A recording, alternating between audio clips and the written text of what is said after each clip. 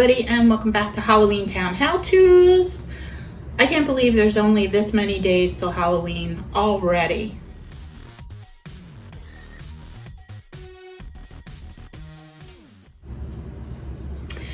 So I'm going to walk you through a sketch that I have right here of my ideas for Halloween Town this year. If you're new to the channel and just tuning in, welcome. And if you are returning, hi guys, it's been a while. Hope everybody had a good New Year's and is enjoying their summer so far.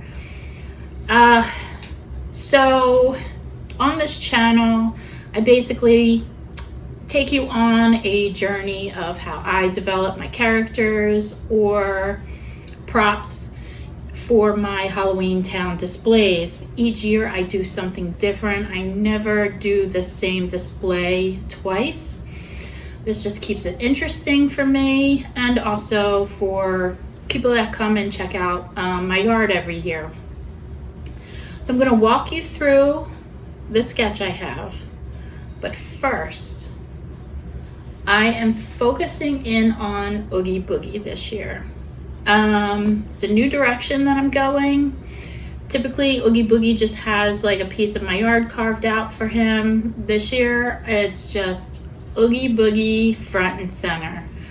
So let me flip the camera around and walk you through my ideas. All right, so here we have my rough sketch idea of part of the house. I'm just gonna start right here. This is my Oogie Boogie walkthrough inflatable I picked up last year. I want this next to or close to the sidewalk because I want the trick-or-treaters to kind of enter through this way. And I'm going to light the pathway up with red and white Christmas lights. I picked up some yard stakes for Christmas lights last year at the end of Christmas season. I'm also going to put some around Santa Claus here. Let's start up here.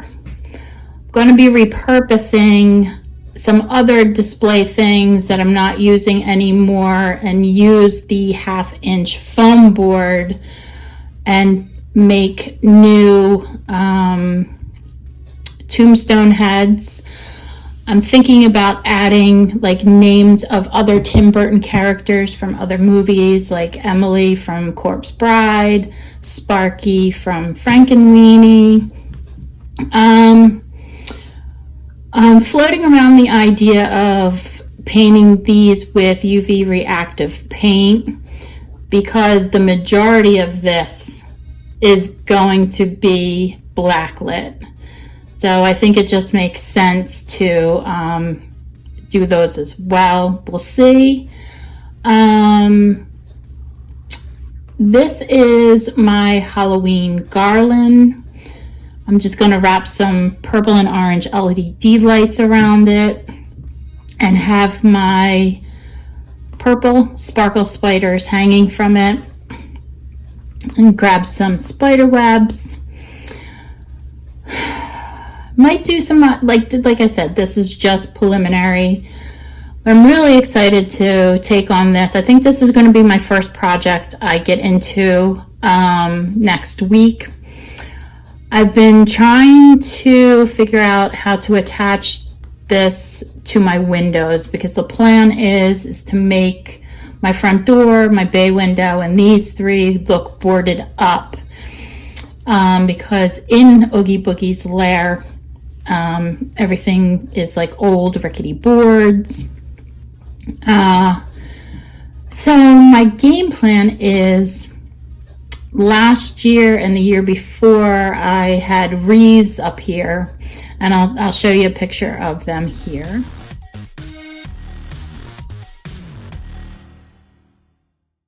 Now I'm not sure how this, like whether I'm just going to integrate kind of this into the wreath or just demolish the wreath and come up with something different. We'll see how that goes next week.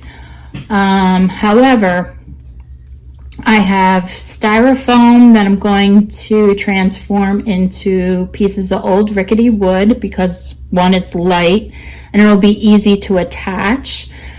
And then from Spirit of Halloween last year, I picked up Lock, Shock, and Barrel's masks so I can make it look like they are peeking out from behind the boarded up windows. How I'm going to attach it is still using the suction cup wreath holders for windows. I'll probably use 2 per window.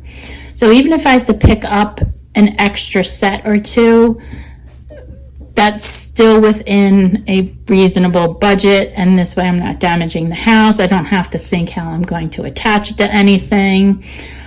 The benefit of doing that as well is in my area, we're still in hurricane season up till November. I always get hit with a bad storm and it trashes everything every year. So this way, if something happens to roll my way, I can just lift it off and protect it until the storm passes. So that's my idea for that. I'm going to use the same technique for my front glass window, bay window, and the front glass door. Moving on to the Oogie Boogie sign, I'm repurposing my Christmas Town sign. I will just have to add this arrow pointing down to it. I support everything that is made with styrofoam with PVC piping, because if I did not support the back of these structures, they would just snap in the wind. This way they have some structure to them, and also I'll be able to attach it to the gutters this way too. Now Oogie Boogie, the sign will be lit up. I'm not sure what colors I'm going to use. I will punch through from the back probably, so that way you don't see like the connecting lights to each letter, and just do the Oogie Boogie in one color, or the Oogie in one color, the Boogie in a different color. Let's see, my skeletons. So last year I had 3 hot pink UV reactive skeletons hanging from my tree.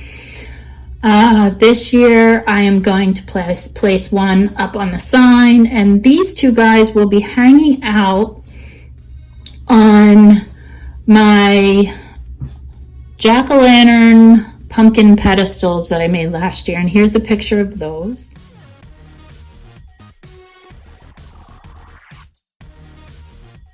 They were inspired by the Haunted Mansion down in Disney. I just made my own version. So this year, instead of, like I said, the jack-o'-lanterns, I'm going to have these skeletons hanging out on top, and I'll probably add some bugs to it too, just to give it an extra added grossness. I'm using my chains that I have, my bats, and all this was painted in UV reactive paint. Everything's going to get a fresh coat this year just to give it an extra pop. Santa Claus is going to be hanging out front and center of my bay window. He will be perched on the platform base that I used for my Oogie Boogie Trick or Treat wheel I made last year. So no more Oogie Boogie Trick or Treat wheel this year. I'm doing something different, and I will get to that after I get through this drawing. So my garage door has always been the thorn in my side because we use it, it gets opened a lot. So I usually just have a gobo on it. This year, I want to paint a mural, I'm going to pick up a canvas tarp from Home Depot or Lowe's. I have the UV reactive paint already, and I want to paint the scene where Oogie Boogie throws the dice out and then comes out from like these swinging doors or whatever you want to call them. That will be lit with a black light bar that can hang under the eave, so it'll give it like a nice bright look. So Jack, my poor Jack. I lost my 13-foot Jack animatronic last year. That will be a separate video. So I thought about making one this year. However, it's just not going to happen. So my way of solving the issue of not having a Jack was just to purchase the cheap one from Amazon. I have the Sally already. The issue with these is the bodies are like Jello. You're supposed to hold or hang them up. However, as you can see, I don't want mine hanging up. I have extra 1/2-inch PVC piping that I got off of Facebook Marketplace, and I will show you how to make the skeleton structures for this. It not only supports them so you can use them in different ways, but now I'm able to create a different pose, and they'll stay that way. So that's what I'm doing with my Jack. He is basically looking over at the situation that Oogie Boogie has Santa Claus in, and that is that. Of course, I'm going to be using my big 12-foot Oogie Boogie inflatable, and this spinny saw wheel guy I made, I believe, my first year or second year, I can't remember. He'll be hanging out front of Oogie Boogie. So I'm going to flip the camera around and get into the rest of this stuff. All right, so to wrap this up, I am going to be using corn stalks for my yard. I want to kind of dot them around. I will secure them with either shepherd's hooks or 12-foot garden stakes. I've had good luck doing that and just securing them with either twine, zip ties, ribbon, whatever you have will work well. I can't say that it would hold up against a hurricane, but I've had some nasty storms that have taken out a lot of other things, and the corn stalks have pretty much stayed up. So I have a ton of other characters that I don't have a place for yet, and I think as I go like through this process, they'll find a home. I just don't know where yet, and I'm thinking about maybe having them either like walking through corn stalks or peeking out behind corn stalks. It just, we'll see how that goes. I want to talk about my new idea for trick-or-treaters this year. So Oogie Boogie Trick-or-Treat Wheel is out this year. I am thinking about doing the candy tube slide. I don't know really what to call it other than that. I'm still trying to think of a really cool name for what I want to do. Basically, I'm going to reuse the large PVC pipes that I made the candy cane poles for my Christmas Town sign last year.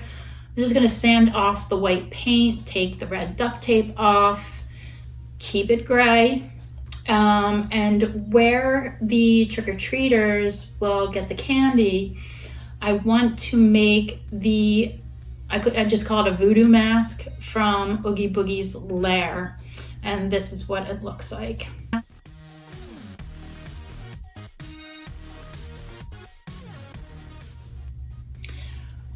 So I think it just would be a fresh idea, just something different. I don't have to buy a ton of different things to give out to the kids this year. I can make it a little easier on myself because with that trick-or-treat wheel, don't get me wrong, it was a lot of fun. The kids really enjoyed it. They got a lot of really cool things out of it. And if you didn't, if you haven't watched it, there were, like, on the wheel itself, there were different pie pieces.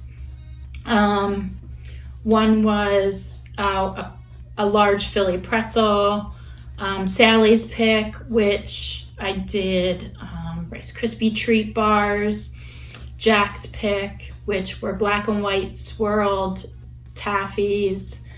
I did grab bags, a full-size candy bar, a free spin, which I regret doing that. So if you happen to want to make the Oogie Boogie trick-or-treat wheel, don't put a free spin. It just holds up the line. Because you will be amazed how many times one kid lands on free spin or spin again. And it was just like, and it was a small, like, wedge too, which is kind of humorous. So that would be my only knock on that too. So it'll be fun to have a different way for the kids to receive their treats this year. Now, for those of you that are just tuning in, and for those of you that have been with me since last year, this has been a long process to get to the point where I am now with my characters and my props. I want to show you a picture of my very first Halloween town.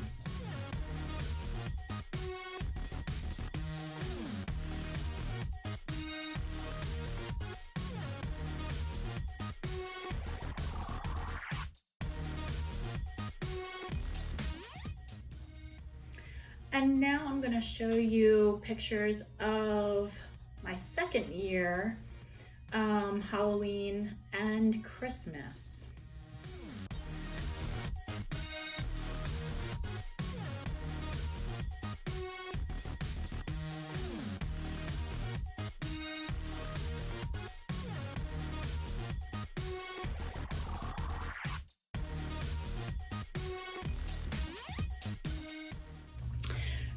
As you can see, it wasn't all that elaborate.